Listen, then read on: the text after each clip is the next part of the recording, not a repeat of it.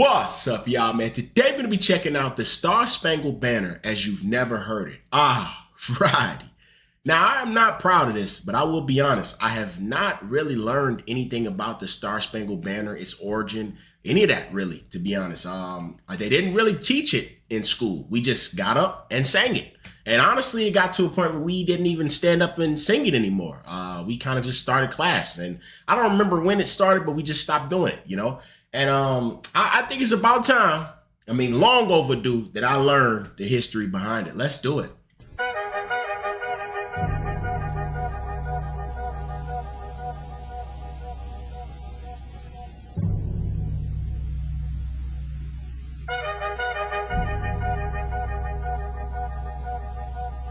There was a lawyer once. His name was Francis Scott Key.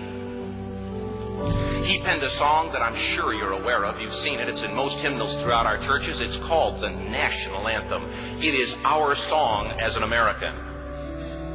We go, however, to a ball game. We stand in our church services and we sing the words of that song, and they float over our minds and our lips, and we don't even realize what we're singing. Most of us have memorized it as a child, but we've never really thought about what it means. Let me tell you a story.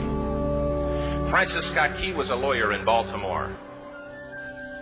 The colonies were engaged in vicious conflict with the mother country, Britain. Because of this conflict and the protractedness of it, they had accumulated prisoners on both sides. The American colonies had prisoners and the British had prisoners. And the American government initiated a move. They went to the British and they said, let us negotiate for the release of these prisoners. They said, we want to send a man out to discuss this with you. They were holding the American prisoners in boats about 1,000 yards offshore. And they said, we want to send a man by the name of Francis Scott Key. He will come out and negotiate to see if we can make a mutual exchange. On the appointed day, in a rowboat, he went out to this boat and he negotiated with the British officials. And they reached a conclusion that men could be exchanged on a one-for-one basis. Francis Scott Key, jubilant with the fact that he'd been successful, went down below in the boats, and what he found was a cargo hold full of humanity, men. And he said, men, I've got news for you tonight. You're free. He said, tonight I have negotiated successfully your return to the colonies. He said, you'll be taken out of this boat, out of this filth, out of your chains. Man. As he went back up on board to arrange for their passage to the shore, the admiral came and he said, we have a slight problem. He said, we will still honor our commitment to release these men, but it'll be merely academic after tonight. It won't matter. And Francis Scott Key said, what do you mean? He said, well, Mr. Key, he said, tonight we have laid an ultimatum upon the colonies. Your people will either capitulate and lay down the colors of that flag that you think so much of, or you see that fort right over there, Fort Henry? He said, we're going to remove it from the face of the earth. Ooh. He said, how are you going to do that? He said, if you will, scan the horizon of the sea. And as he looked, he could see hundreds of little dots. And he said, that's the entire British war fleet. He said, all of the gunpowder, all of the armament is being called upon to demolish that fort. It will be here within striking distance in a matter of about 2.5 hours. He said, the war is over. These men would be free anyway. He said, you can't shell that fort. He said, that's a large fort. He said, it's full of women and children.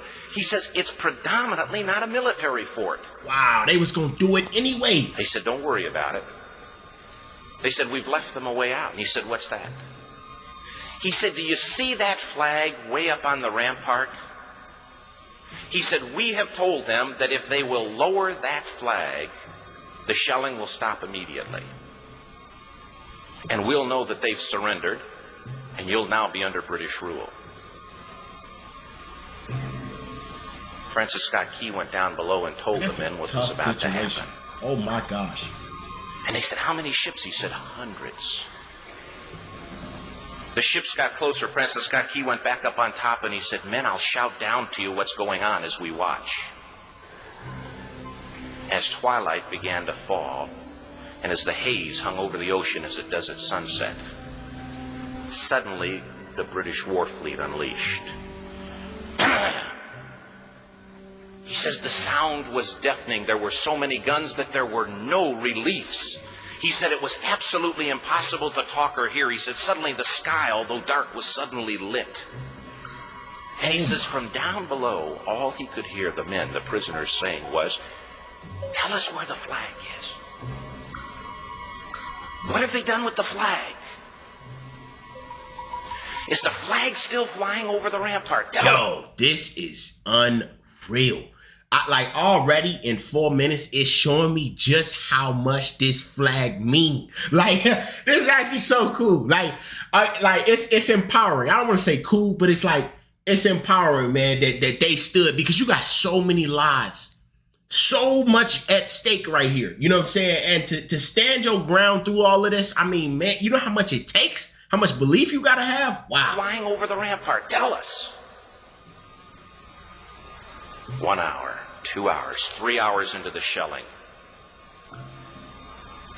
Every time the bomb would explode and it would be close to the flag, they could see the flag in the illuminated red glare of that bomb. And Francis Scott Key would report down to the men below, "It's still up." Oh my gosh. It's not down. The admiral came and he said, "Your people are insane." He said, "What's the matter with them?" He said, "Don't they understand this is an impossible situation?" Francis Scott Key said he remembered what George Washington had said. He said, "The thing that sets the American Christian apart from all other people in the world is he will die on his feet before he'll live on his knees."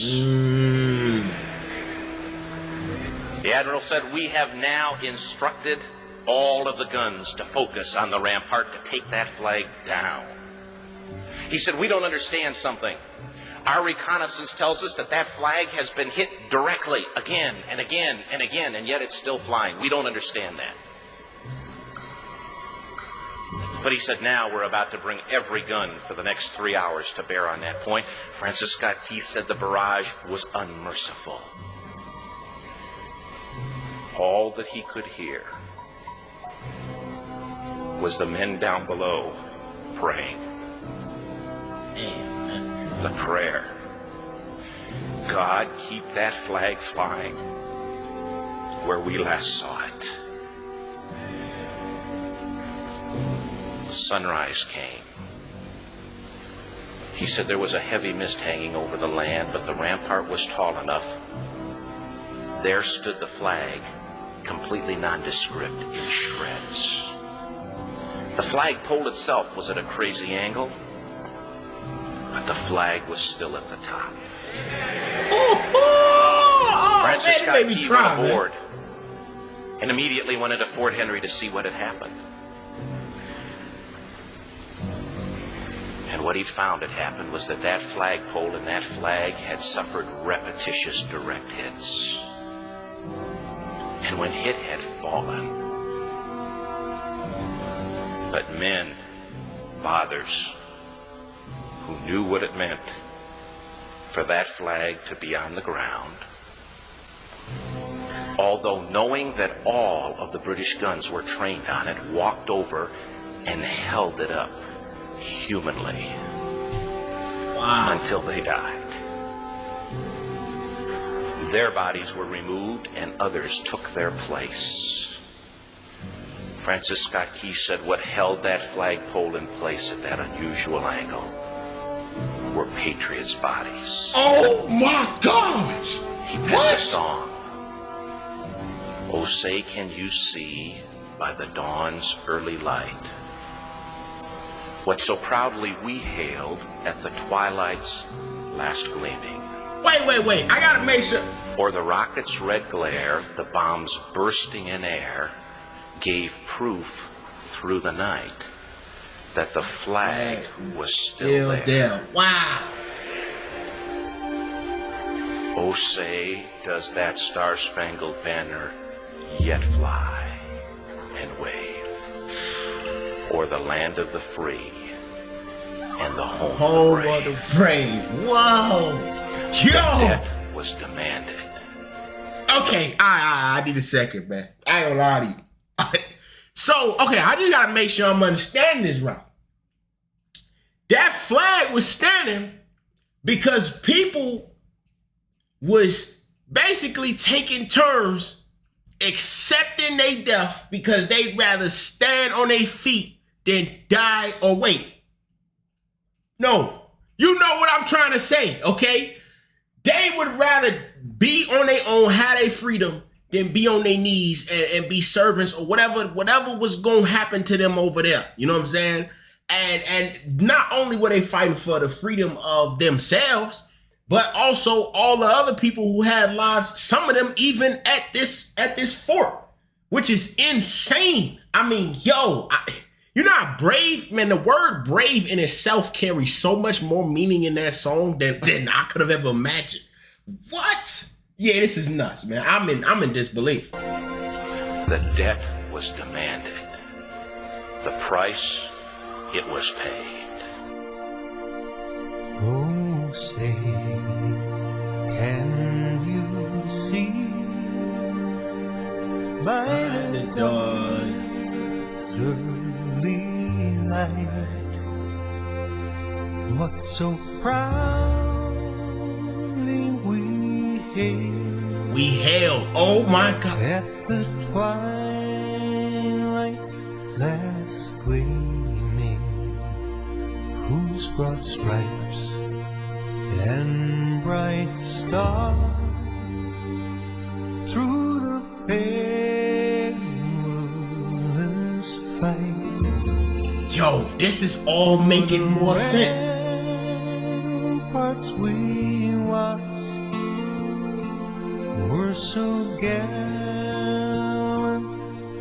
streaming, and the rockets red flare. Oh, the bombs bursting in air gave proof through the night. Oh my gosh! that our flag was still there. Yo, that's awesome, man. Oh, say, does that star-spangled banner yet wave o'er the land of the free and the home of the brave? Man. Oh, say, does that star-spangled banner yet wave